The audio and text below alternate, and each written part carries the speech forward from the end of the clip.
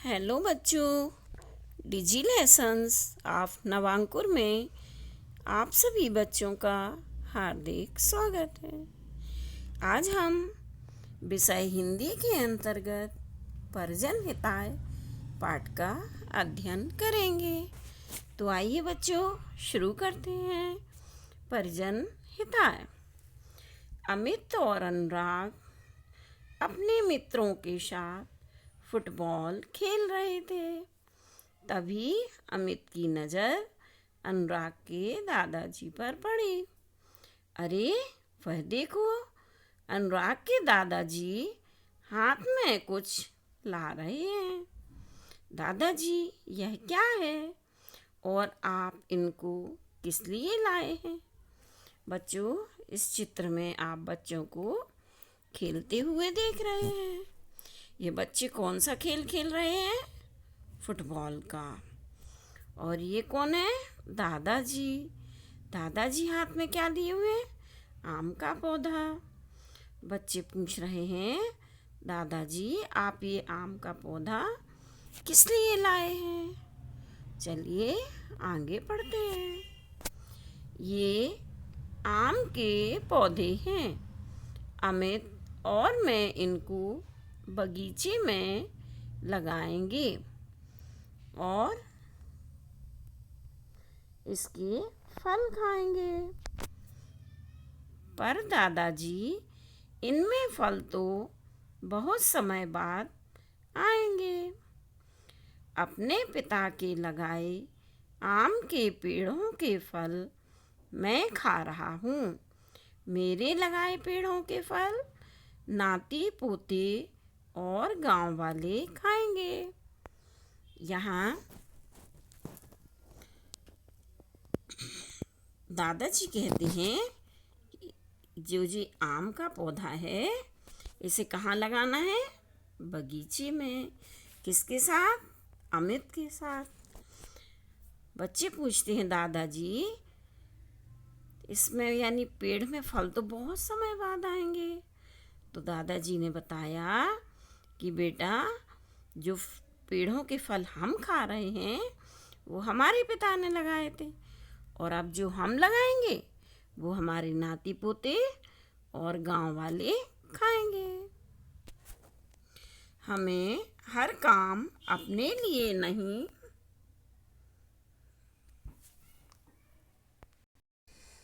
कुछ काम दूसरों के लिए भी करना चाहिए।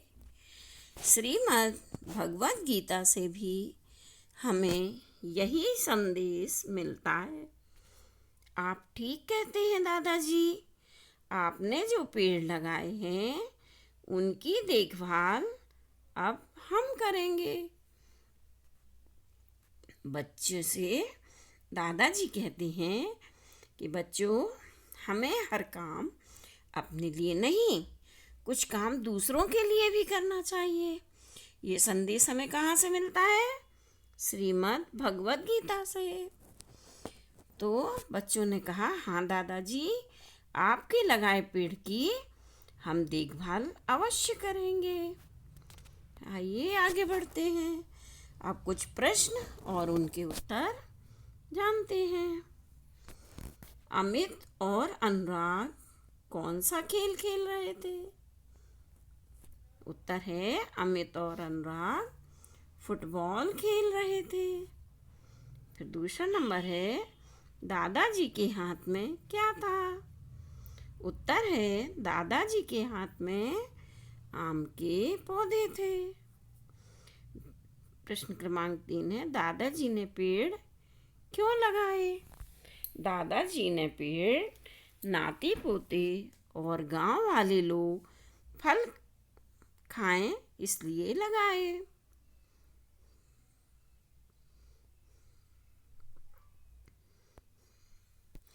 अब आगे आया प्रश्न क्रमांक 2।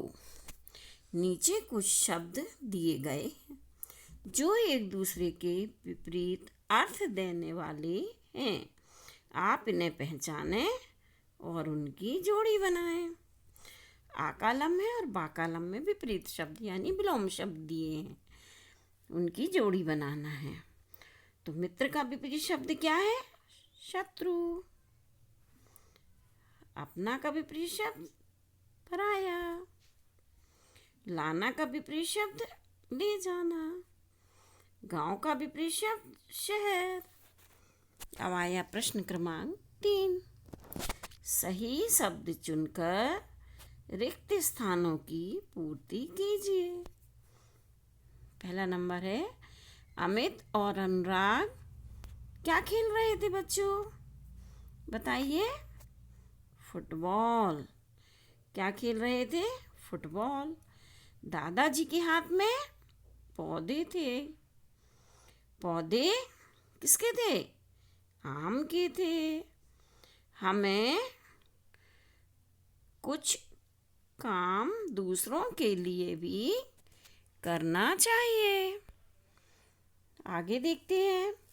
प्रश्न क्रमांक 4। किसने किससे कहा? दादाजी, यह क्या है और आप उनको किस लिए लाए हैं?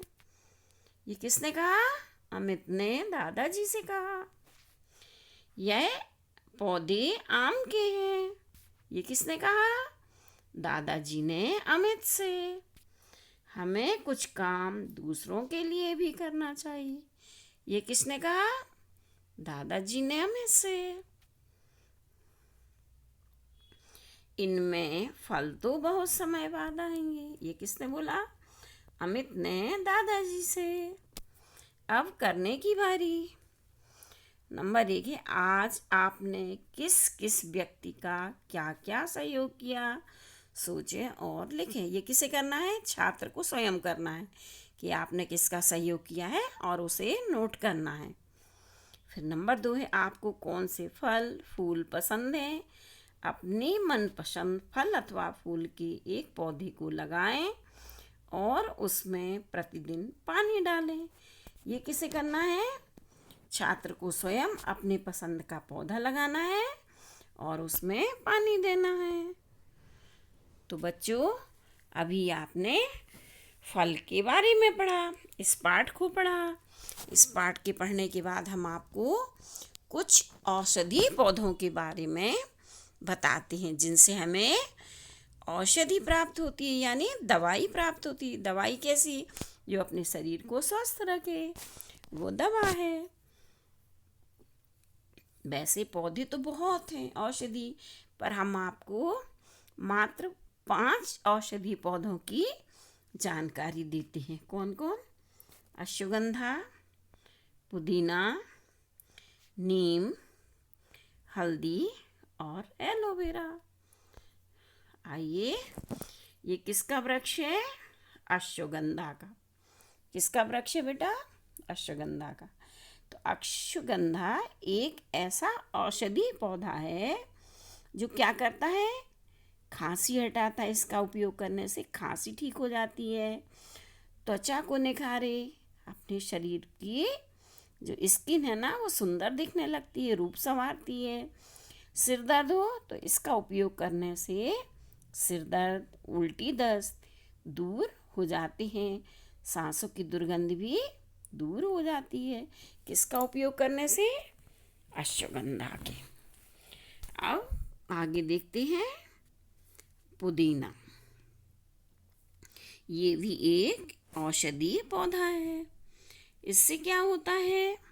इसका उपयोग करने से मुंह से बहुत अच्छी खुशबू आती है, यानी सांसों को महकाता है।